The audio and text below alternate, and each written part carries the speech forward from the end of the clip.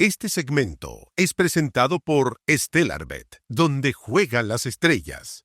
La relación entre Donald Trump y Giorgia Meloni atraviesa su momento más crítico tras las duras declaraciones del presidente estadounidense contra la primera ministra italiana, a quien cuestionó por no alinearse con Washington en el conflicto con Irán y por distanciarse de sus dichos contra el Papa León XIV.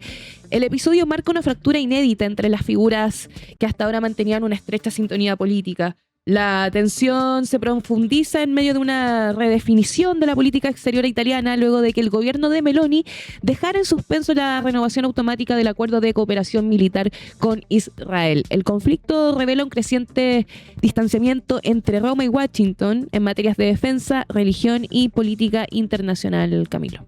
Muy interesante esta disputa, una disputa en el seno de los estilos, de los énfasis que le está poniendo la extrema derecha en el mundo. Yo creo que eso es, tal vez en el plano ideológico, lo que demuestra esto. Muchos han criticado al presidente Kast porque en algún momento dijo que le gustaría ser, hay un video dando vuelta, de que le gustaría ser el Víctor Orbán chileno. Como que le gusta que lo comparen con Víctor Orbán. Víctor Orbán que, recordemos, la semana pasada perdió las elecciones, justamente también por un quiebre entre la ultraderecha, porque el que ganó no es que sea progresista, claro, socialdemócrata. De hecho, todo el Senado es completamente derecha. Hay una cuestión, hay un partido más chico que sacó como 8 legisladores, está a la derecha de toda la derecha. De hecho, a la derecha de Víctor Orbán. Peter Magyar quiebra con Orbán por temas de corrupción, de temas así. Y él, si bien es de la derecha radical, sí tiene posturas más dialogantes con otros sectores de la oposición y es muy conservador en lo valórico, pero abiertamente liberal en lo económico. Sí, tenemos ese video de archivo, ¿no, José? El de Kast diciendo que le gustaría ser el Víctor Orbán chileno, el Víctor Orbán chileno dijo. Mientras, claro, y lo que ha demostrado, bueno, Giorgia Meloni es un personaje muy particular en el mundo de la extrema derecha, de partida porque viene del mundo fascista y uno puede decir, no, está diciendo fascista porque la quiere estigmatizar ideológicamente. Y más o menos. o podríamos incluso hablar de un posfascismo. Lo que pasa es que el fascismo es un movimiento que sobrevivió a la Segunda Guerra Mundial. O sea, claro, hubo toda esa...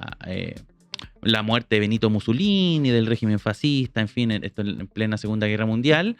Pero siempre hubo, sobre todo en el norte de Italia, que es donde es más de derecha históricamente, se refugió el fascismo y tuvo continuidad en esto. Y siempre fue un movimiento más bien pequeño en el mundo de la derecha italiana, que es bien particular, ¿eh? O sea, en Italia se dieron desde Berlusconi, o sea, esa era la derecha clásica, lo que podríamos decir, el Chile Vamos italiano era encarnado por Berlusconi.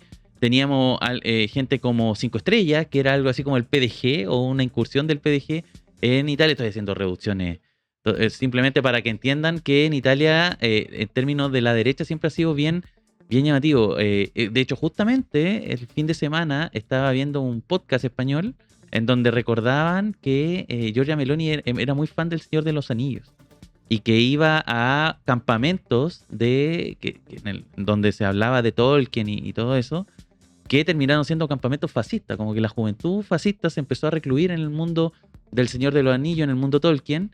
Y ella hacía cosplay de Hobbit. Así como que se disfrazaba. Era como muy Javier Milei. Podríamos decir medio otaku, pero otaku en el mundo Tolkien.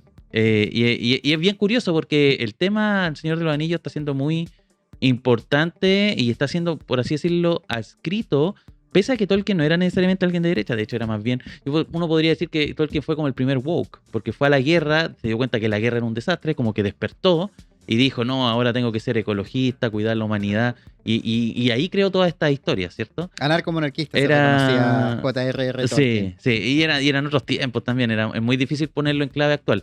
Pero la derecha lo está absorbiendo justamente, de hecho en Silicon Valley, y esto leen mucho El Señor de los Anillos, en fin, hay todo un tema en ese contexto. Pero a lo que voy, Giorgia Meloni es un personaje particular, distinto, tiene alguien formado por la tradición fascista italiana, y que llegó al poder sorpresivamente, ganándole a todas las derechas históricas que habían en Italia, irrumpiendo y dando cuenta de que su administración no es tan ideológica, sino más bien práctica. Trata de resolver problemas en la medida que se van presentando, y uno de esos problemas se llama Donald Trump. Donald Trump que justamente criticó al Papa León XIV, lo vimos, y ella salió inmediatamente al paso, justamente porque Italia tiene relaciones históricas. De hecho, la población italiana es muy católica, es muy militante del catolicismo. Entonces ella manda un mensaje interno respondiéndole a Trump. Trump le responde también, irónicamente, como tiende a hacer, dijo que pensó que era una mujer valiente y me arrepiento. Y hace una mención respecto a la bomba nuclear, que si Irán quisiera, le mandaría una bomba nuclear a Italia y desaparecería el país. Y Giorgia Meloni le responde: yo conozco 6 países que tienen bombas nucleares y solo uno se ha atrevido a usarlas, y se llama Estados Unidos. Esa fue la respuesta de Giorgia Meloni, un conflicto que ha ido escalando. Además, ayer también nos enteramos que Italia decidió congelar un acuerdo que tenía de defensa, de intercambio de tanto de armamento, cursos, milicia, en fin.